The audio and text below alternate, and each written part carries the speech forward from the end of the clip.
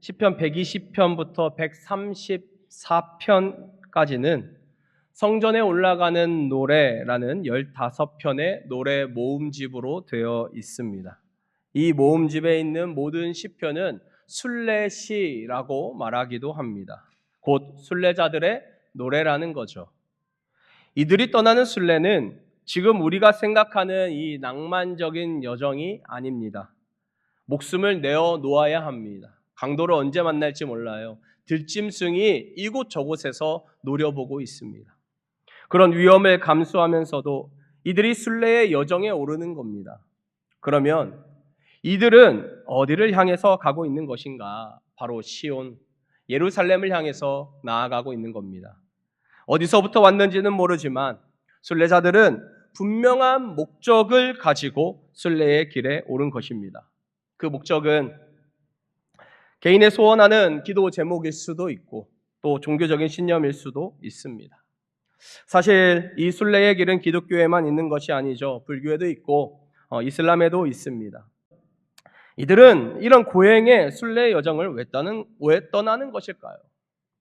티베트 순례자들이 말하기를 자신들이 추구하는 참된 행복을 찾기 위해서 떠난다고 합니다.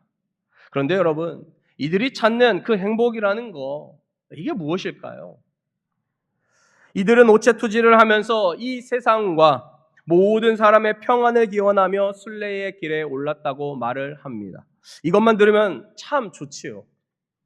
그런데 이들의 진짜 순례의 이유는 자신이 아닌 다른 이들을 위해서 기도하는 것이 가장 높은 수준의 선행이기 때문에 이 오체투지로 윤회의 업에서 해탈할 수 있다고 믿는다는 거죠. 그리고 또 다시 태어날 생을 준비하기 위해서 이 순례를 한다고 말합니다. 저는 그들의 순례 자체를 폄훼하고 싶지는 않습니다. 오히려 우리의 기복적이고 얄팍한 기도보다 훨씬 더 고상하고 고귀할 수 있습니다. 그런데 만약 그들의 순례 여정의 목적, 그들이 고행하는 이유가 실체가 없는 것이라면, 그래서 그들의 기도는 너무도 귀하지만 기도의 대상이 없는 것이라면 여러분 얼마나 허망할까요? 그리고 지금 살아가는 이 삶의 가치가 오직 윤회라는 굴레 속에 갇혀 있다면 정녕 우리는 지금 왜 이 땅에서 이렇게 살아가야만 하는 것입니까? 우리가 언제 어떻게 무엇으로 태어날지 모르는 그 걱정과 두려움에 사로잡혀 지금의 인생을 살아간다면 우리는 가장 비참한 존재가 되어 버릴 것입니다. 우리 인간을 그렇게 절망적인 존재로 만드는 종교가 과연 참된 종교인가? 그렇다면 기독교는 이런 순례의 여정을 어떻게 이해할까요?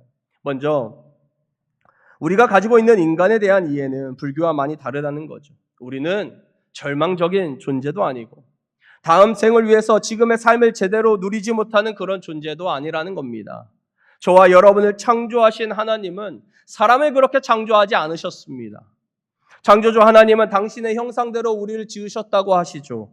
뿐만 아니라 보시기에 심히 좋았다고 말씀하십니다. 근데 여러분 여기서 끝이 아니에요. 시편 8편 4절로 5절 말씀 우리 다 같이 읽어봅니다. 시작! 사람이 무엇이기에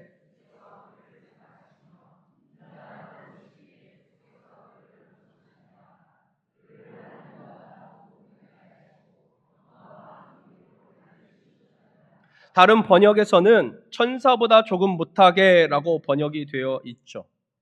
결국 하나님은 당신의 형상을 담고 있는 저와 여러분에게 영화로운 존재다, 존귀한 존재다 말씀하십니다. 그러니까 우리는 다음 생에 무엇으로 환생할 것인가를 걱정하는 존재가 아니라는 것입니다. 우리는 이미 하나님과 같은 존재로 하나님께서 창조하셨습니다. 그런 존재로 이 땅에서 하나님의 거룩하심을 닮아서 살아가야 하는 존재라는 것이죠. 내가 거룩하니 너희도 거룩하라고 하신 그 하나님의 명령에 우리가 순종하면서 살아가는 것입니다. 바로 여기에서, 바로 이 지점에서 성전에 올라가는 순례자들의 목적이 나오는 것입니다. 무엇입니까?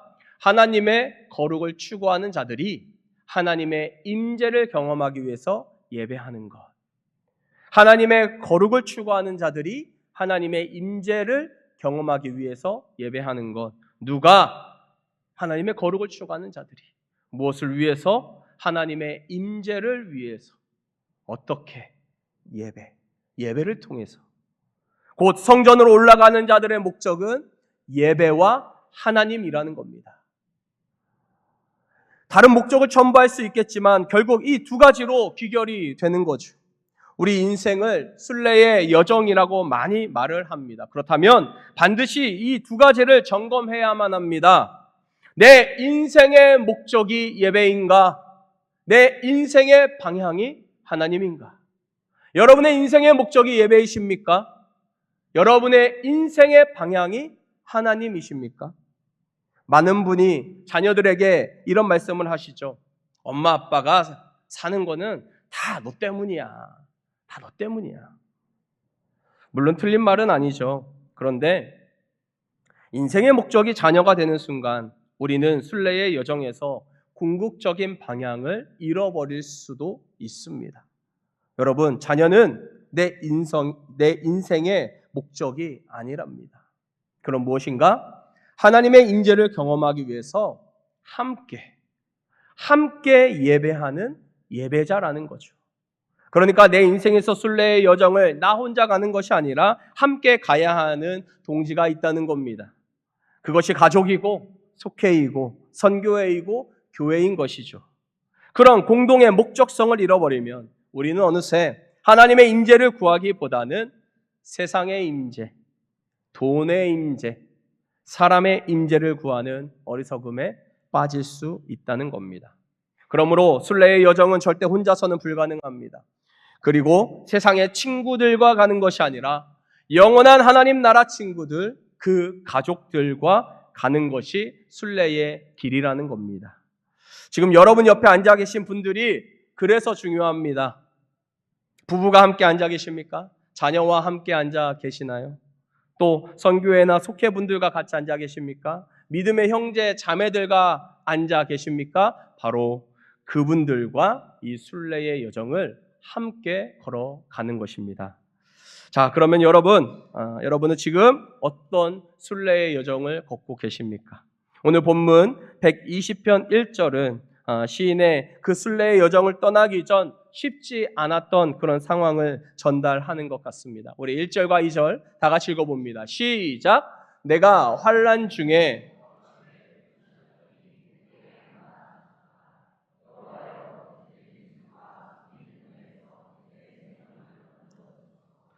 시인이 환난 가운데 있었다고 합니다.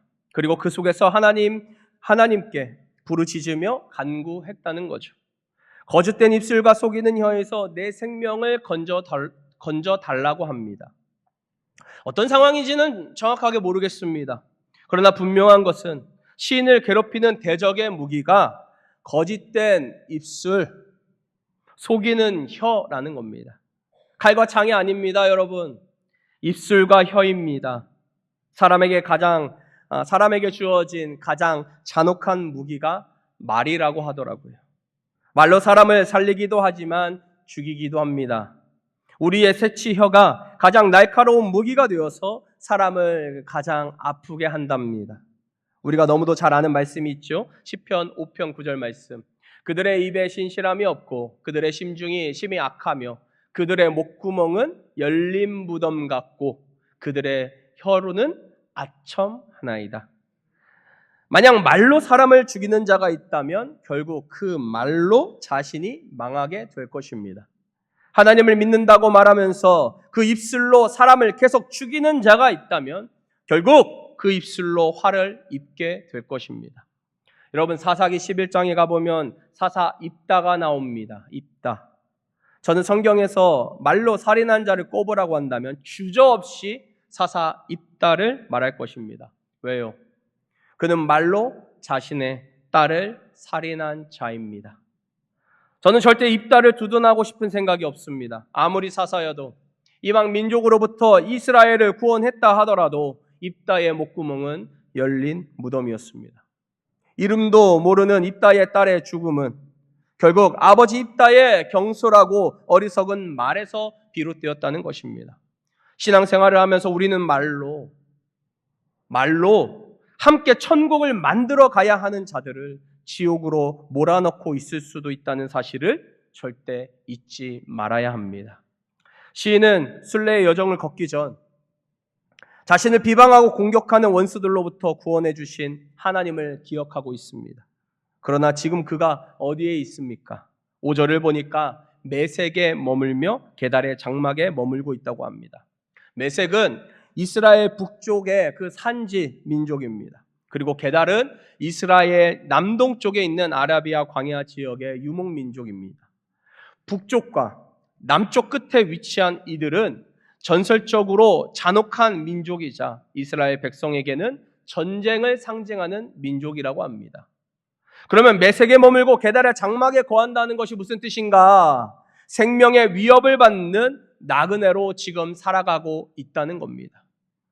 이 두 장소는 화평을 미워하는 자들입니다.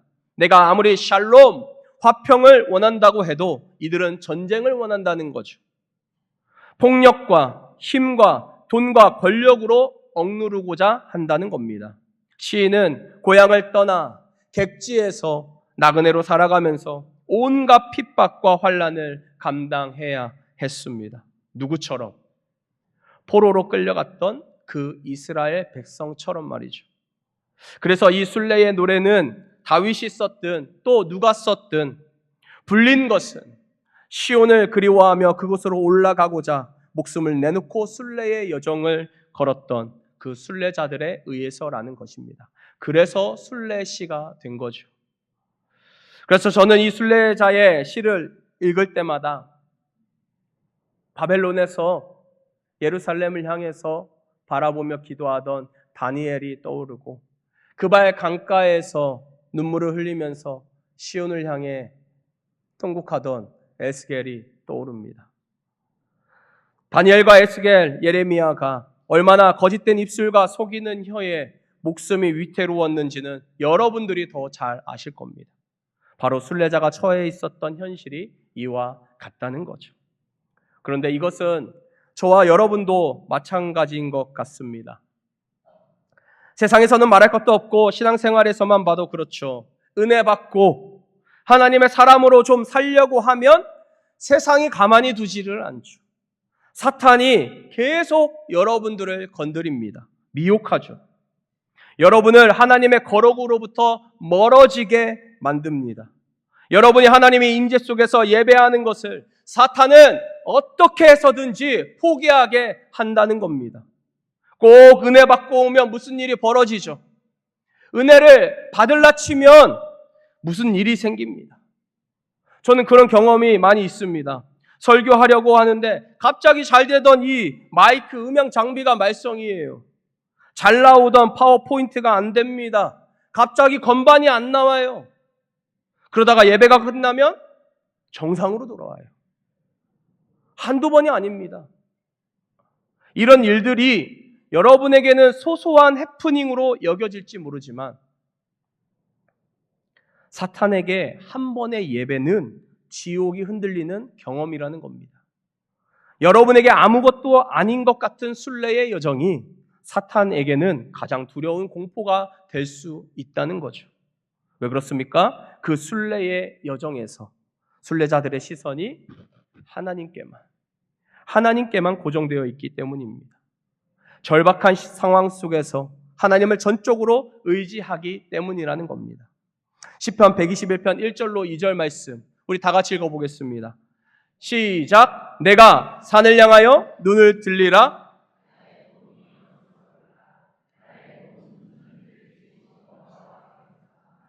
여러분 지금 시인이 보고 있는 산이 어디인가요?